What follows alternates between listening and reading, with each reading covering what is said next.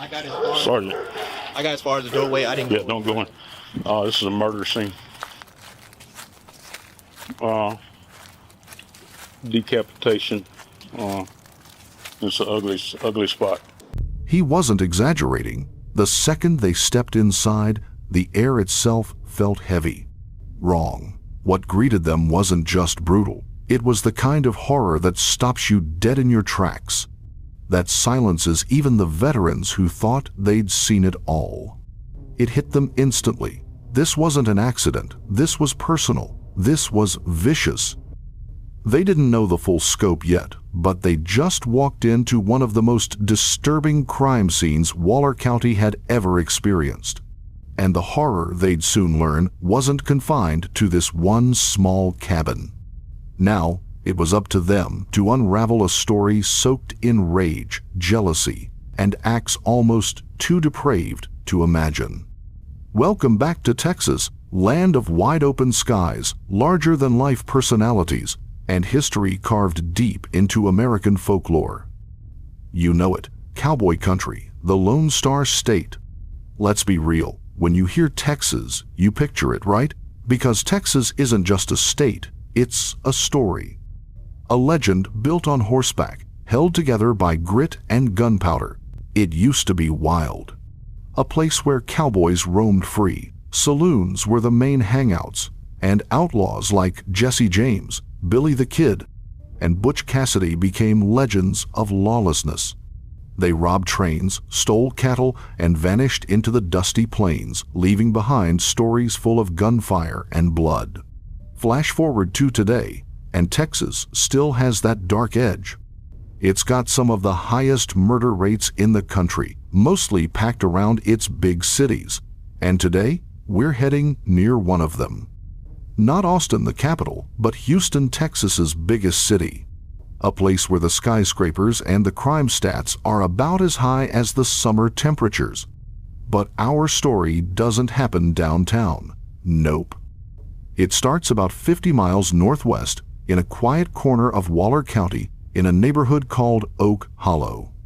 It's the kind of place people move to get away from city life. And I mean really away. Like, there's one store, that's basically it. It's peaceful, quiet, tucked away from all the chaos.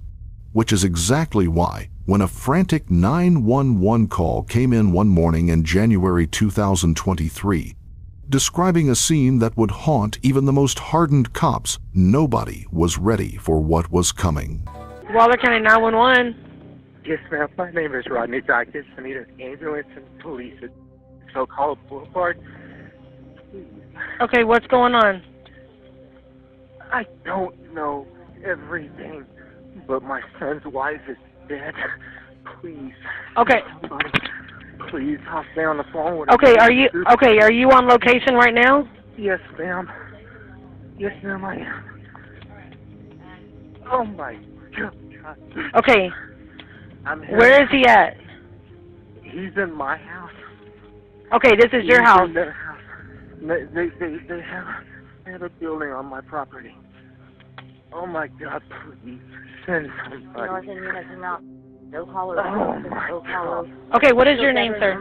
My name is Rodney. All information we have right now is owner of the home walked in and found the DOA. Okay, sir, just calm down. We're getting people en route, okay? And you said... 522, that's it's going to be 206. Okay, and you said this is who to you now? She's my daughter-in-law. She's my daughter-in-law. Okay, it's a female? Yes. Okay, how old is she? 21. Do you see anything by her, close to her? I just sent somebody. 94 Tri-County Fire Department. 94 Tri-County Fire Department. Okay. Oh my God, please hurry. There's something wrong with my son. Please hurry. Okay. I'm getting them in route. I'm sorry? He has no weapons. He's in my house. He's laying on the floor crying. Please hurry. Okay.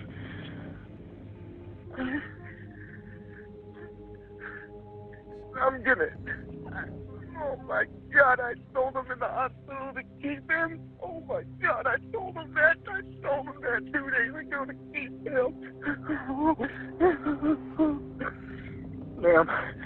can Yes, use sir. somebody. I know they're coming. They're coming. I promise you, they're coming. Okay, just stay on the phone with me. Jared, sit down in the chair, son. Get up off your knees and sit down in the chair. Just sit. Help's coming. It's gonna be okay, son. Just stay here.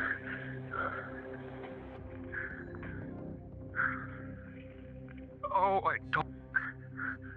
I had him in the hospital 2 days ago. He was hearing voices. I told the doctor to keep him. The doctor said, "We're sorry."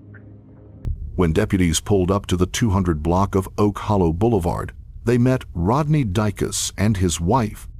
They looked like an older couple, and they were clearly shaken up by what they'd found.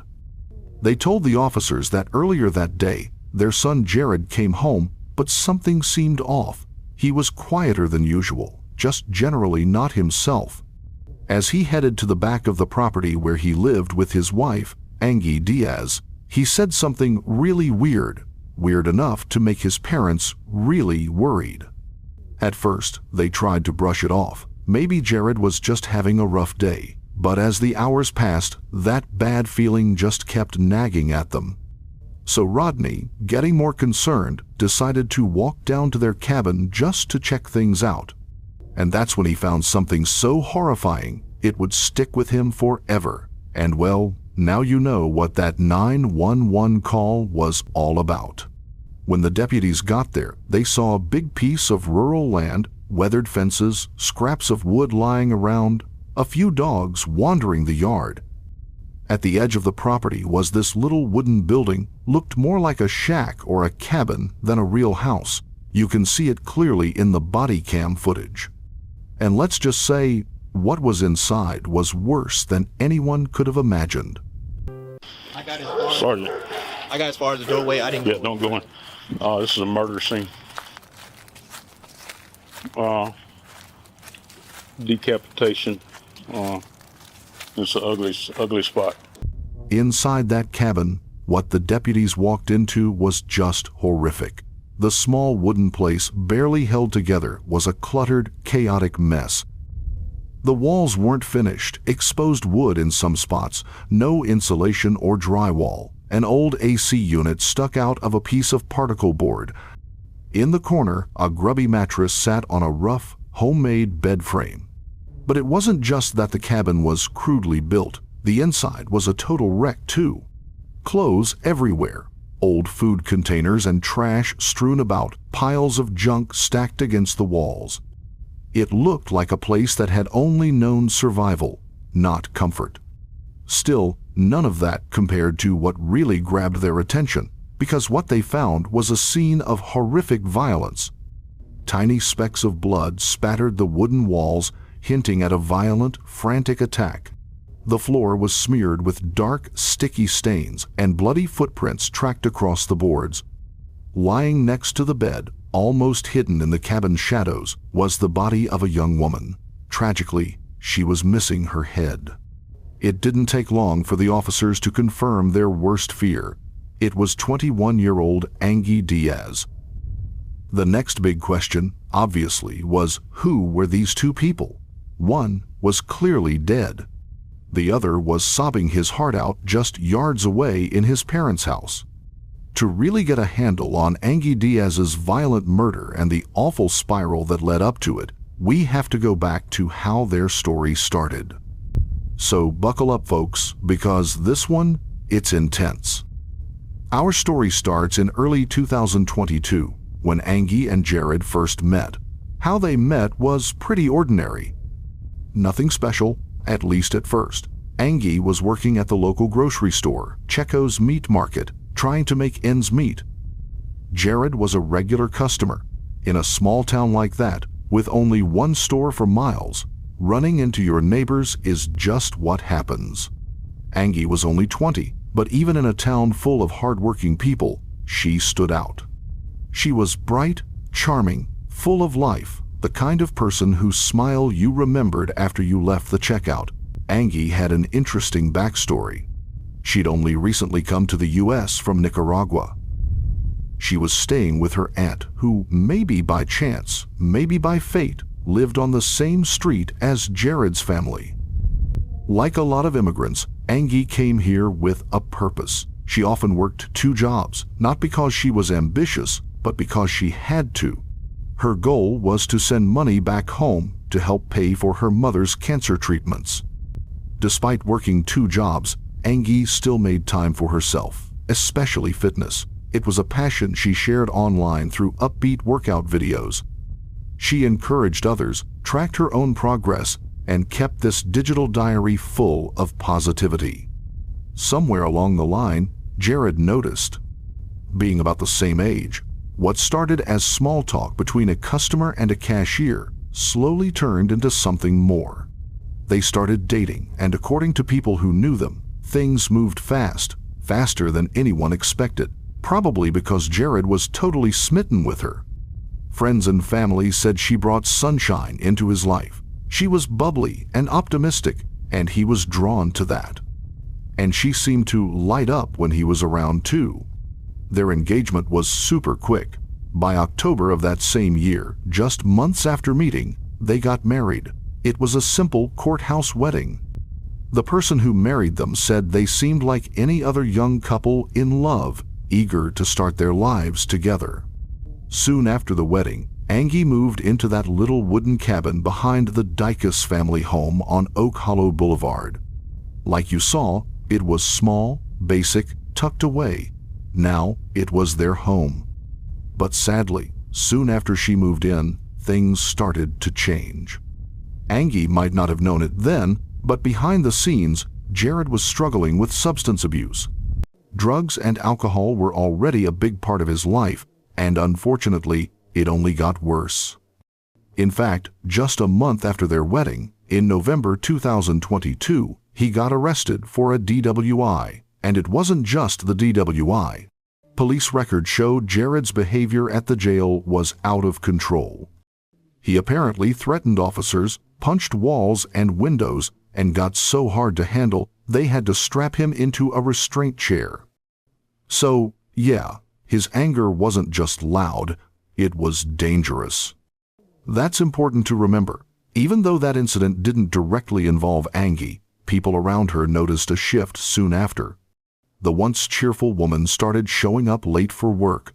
Her usual bright energy seemed dimmed down. She'd sometimes make vague, worrying comments about Jared to friends and coworkers, but she never gave the full details. People who cared about her were left wondering just how bad things really were. I mean, she was still smiling in public, but it looked more forced, like she was putting on an act. Just 2 weeks before her death, Anggy posted a picture on Facebook. It was her and Jared in front of their Christmas tree. They looked like any young couple happily wishing everyone a Merry Christmas.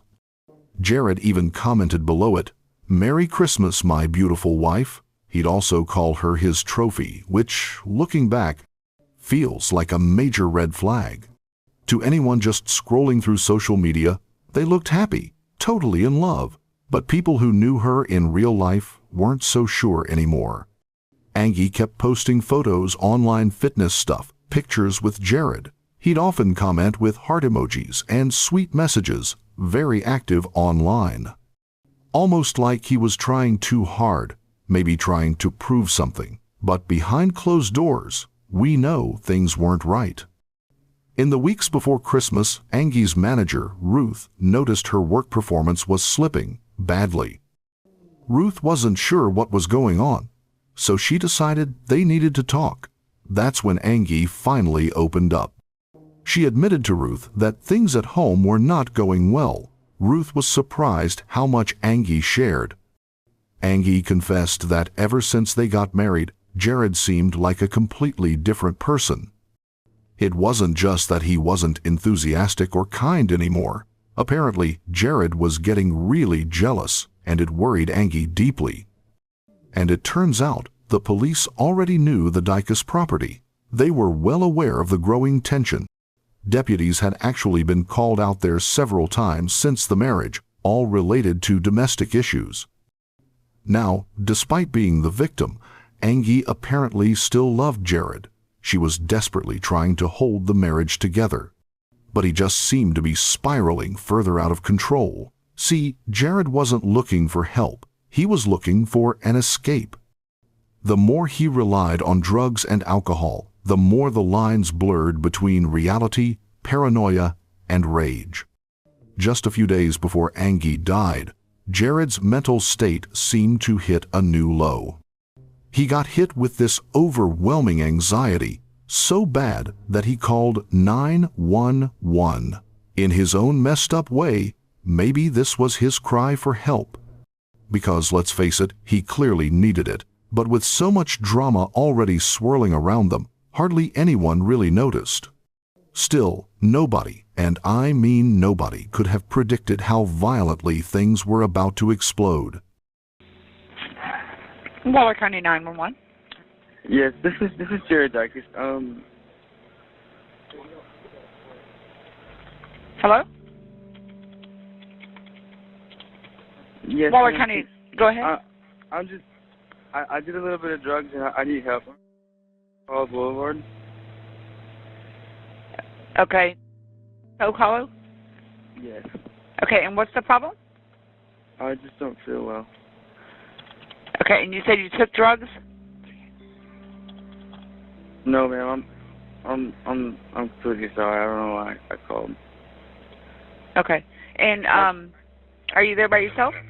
Is there somebody with you? No, ma'am. My family's here with me. Oh, your family's with you. Okay. Okay, so you don't. Everybody's here. Okay, but do you need an ambulance or no? Are you good? I need an ambulance. I got you. Okay, and how old are you? I'm 21 years old. 21. Okay. Are there any gates or any animals on your property? There's dogs.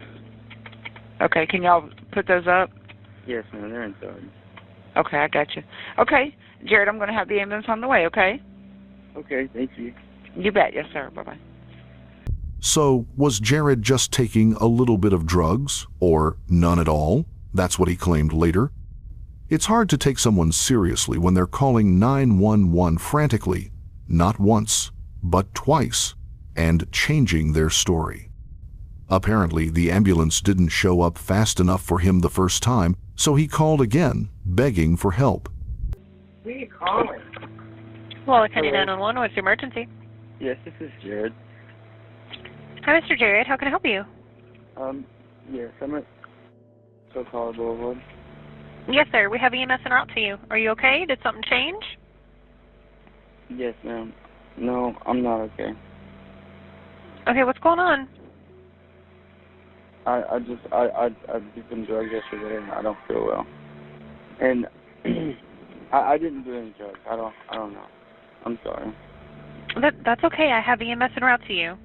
Okay, thank you. Yes, sir. Bye-bye. The root of these calls seems to trace back to Jared's growing insecurity about his relationship with Anggy. He felt threatened by her online presence, didn't like her posts, her interactions, or the attention she got. And think about it. Anggy worked a customer service job where she had to be friendly to everyone, guys included. That friction between them wasn't just sometimes. It was constant. Because of all this, Jared's mood swung wildly. He'd get nasty, short-tempered, and more aggressive. It was a clear pattern building over time, and sadly, the cracks in their relationship were getting wider every day. These two bizarre phone calls came just a couple of weeks before a much more chilling one, the one we already heard from Jared's own father, Rodney, when it was all too late. With the property now a crime scene, investigators started combing through every single detail. It was painfully obvious Anggy was dead when they arrived. All they could do now was focus on the cabin and the evidence inside. And when they took a closer look, they realized just how brutal this story really was. All right, so where's the body?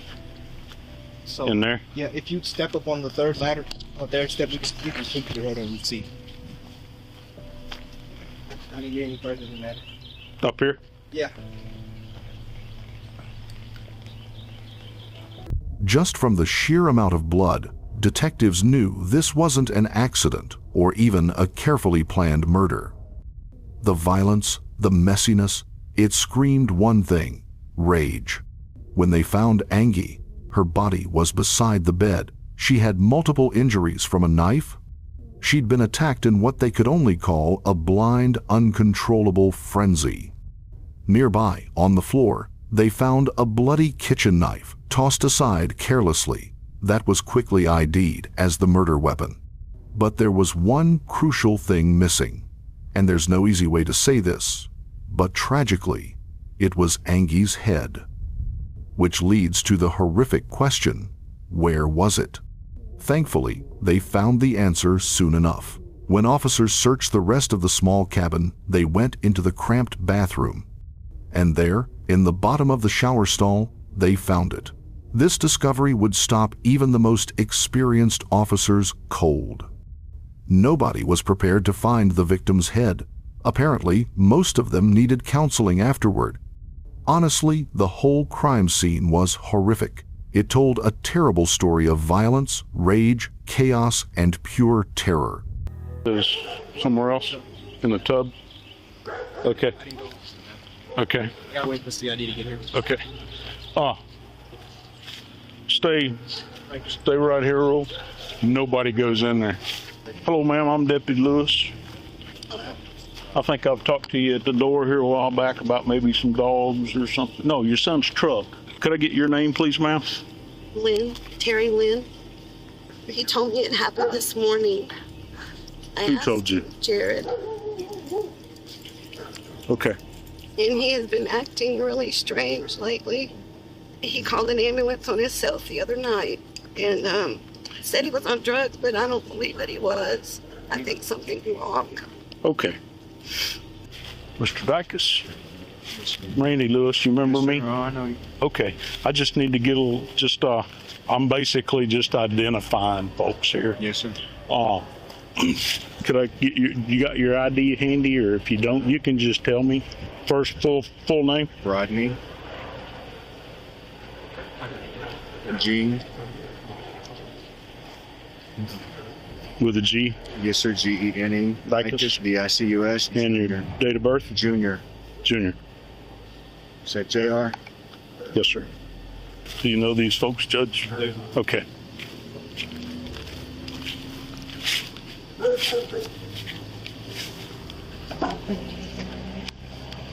Hell.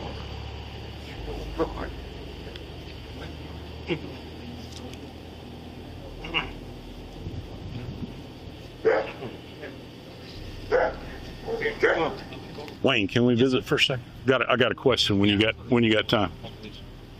Yes, sir. Stay right there. Yes, sir. Miss Anggy, do you know what her last name was before she and your brother got married?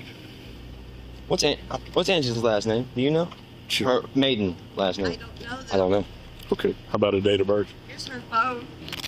So, no more fingerprints on it. Like, you know. Anyways. That's all you know about her? Yeah, I just know she worked over there. I know she was not here. Where'd she work?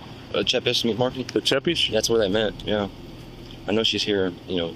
Did she still work at Cheppies? Yeah. I know she's not really a legal citizen, you know. I'm just saying. I don't care. No, I don't care either. I mean, okay. She's family, man. Okay. So. Okay, thank you. Yes, sir. Yeah. They said that the deceased lady and old boy that's in the back seat of Dion's car got married last September. Mm-hmm. And all they know is her name is Anggy, A-N-G-G-Y. But she works at Cheppies, or worked at Cheppies. So if she doesn't have any, I'm thinking, we ain't gone in there. Hopefully there's some ID in there, but they could ID her if there's nothing in there. Jared. Yeah. Randy Lewis, you remember me? Yes, sir. You okay? Yes, sir. Jared, would you mind giving me the passcode to your phone? It's supposed to be a 6-digit code. Any more to it? Yes, sir. And that'll open it up. Yes, it's not set or nothing like that. Just okay. Thank you. After doing something so incredibly gruesome, Jared didn't run or hide. He just walked a few yards to his parents' house, collapsed on the floor, and cried. That's where Waller County deputies officially arrested him, suspected of murdering his wife, Anggy. He was taken into custody, along with his parents, and they were all brought to the station for questioning. As detectives started the grim job of piecing together exactly what happened in that cabin, they uncovered details that only made the horror worse. Figuring out the timeline was critical. They eventually estimated that Anggy must have been killed the day before Rodney made that awful discovery, which, of course, begged the question, what did Jared do in all those hours afterward? No, but Mama, when I was just visiting with Mama, she said, Jared told me this happened this morning. Yeah, that's what I'm saying. Well, if he's been in the house since 12:30, then they said he got home at like 4 a.m. So from 4 a.m. to 12:30 is our window of when this happened. Well, in a town as small as that, word gets around fast. People notice things. People talk. It didn't take long for investigators to hear from the staff at Checo's Meat Market, the store where Anggy worked. They said they'd actually seen Jared the next morning, around 11:40 a.m., hours after the murder must have happened. So what was he doing there? Trying to set up an alibi? Buying cleaning supplies? Nope. Security footage shows something very different, something disturbingly casual. Jared, just wearing a t-shirt and jeans, strolls into the store, walks up to the cooler, grabs a beer, and walks right out without paying. Outside, another camera catches him standing by his car. He cracks open the beer, takes a long drink, then casually gets back in his car and drives off. No panic, no rush, just a guy drinking a beer in the morning Sunday. After, committing one of the most gruesome murders the town had ever seen. Once arrested, he confessed almost right away. No long interrogation, no denials, no hesitation. He admitted he murdered his wife. That pretty much sealed it for investigators. But honestly, it wasn't much of a mystery anyway, was it? Even without the confession, all the evidence was right there in that tiny cabin. It all fit together like a kid's puzzle. Jared never tried to cover up what he did, run from the police, or deny he was guilty. During the investigation, detectives worked hard to figure out why he did it, the motive. Officially, we still don't know for sure. Some people think Anggy might have rejected him sexually that night, sending him into an uncontrollable rage. On the other hand, some people who knew Jared insisted he wasn't the violent type, but in a story like this, you have to stick to the facts. And the facts tell a very clear story. Opinions like that just make you wonder, do we ever really know our... What we do know is that before Anggy died, police had already been to that property multiple times for domestic violence calls. So, whether Jared was high or drunk or totally sober doesn't really change the bottom line. He had a violent side. Moving on to the legal side, Jared's bail was initially set at $500,000, a huge amount. But given how brutal the crime was, and his history of violence, prosecutors quickly pushed for more. An attorney argued that $500,000 just wasn't enough for a man who literally decapitated his wife in a fit of rage. So considering the sheer brutality, bail was raised to $1 million. Naturally, this led prosecutors to question Jared's mental state. Was this a mental breakdown? A psychotic snap? Or was this just his true self finally showing? After a court-ordered psychiatric evaluation, psychologists all agreed Jared was mentally sound. His remorse, his reactions, it was clear he understood what he'd done and what was coming next. For that reason, he was declared fit to stand trial. Jared was mentally sound. His remorse, his reactions, it was clear he understood what he'd done and what was coming next. For that reason, he was declared fit to stand trial. The person who'd married them just 4 months earlier was in total disbelief. But while the prosecution was building its case, something unexpected happened. In a surprising move, Jared accepted a plea deal. He chose not to hire a lawyer, deciding to represent himself. Through that plea deal, he waived everything: his right to appeal the verdict, the sentence, even any potential defense he might have had. Anggy's family gave their blessing for the deal to go forward. So with no lawyer, no defense, and no chance of appeal, he officially pleaded guilty to murdering her. On July 31, 2024, the judge handed down the final sentence. Jared got 40 years behind bars. He won't even be eligible for parole until 2043. That means if he serves the whole time, he won't walk free until he's 63 years old. They say, you only live once. Well, for his crimes, Jared will spend most of his life thinking about the irreversible pain he caused to Anggy and to everyone who loved her. Of course, tragedies like this leave us with heartbreak, but also so many questions. Like, how did things get this far? Could anything have been done to stop it? In this case, the spotlight turned to a deeply rooted problem, not just in the US, but worldwide: domestic violence. In the aftermath of Anggy's death, her family faced the awful reality of not being able to afford her funeral. Money was already tight.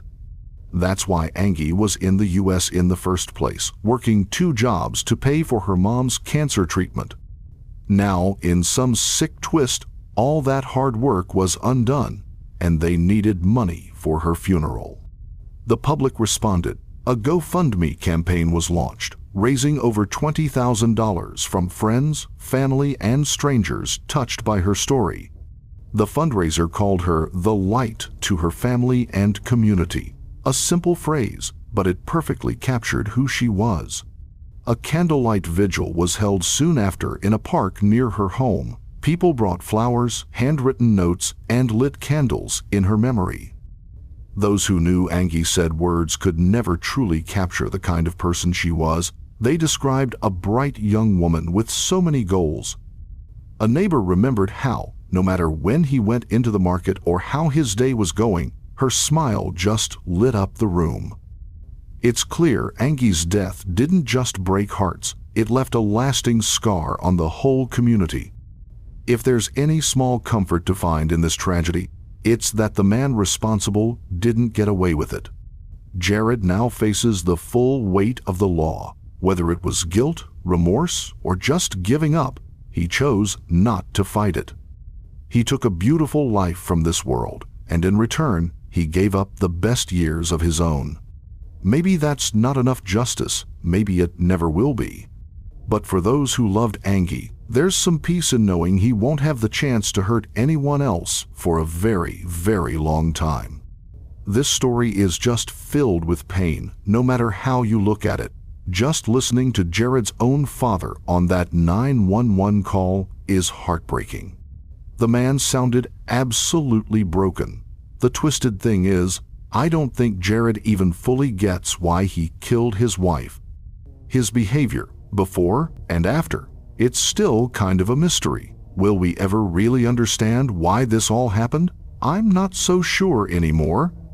Anyway, I think that covers most of my thoughts. But before I go, I'd love to hear what you think about this one. First off, that sentence, 40 years, was that enough? Or should it have been less? And the motive? To me, it sounds like a horrible mix of alcohol, jealousy, rage, and emotions totally out of control. And a guy who just couldn't handle any of it. But that's just my take. What do you think? Let me know down in the comments. And with that, I'm going to end this video here. Thanks for watching.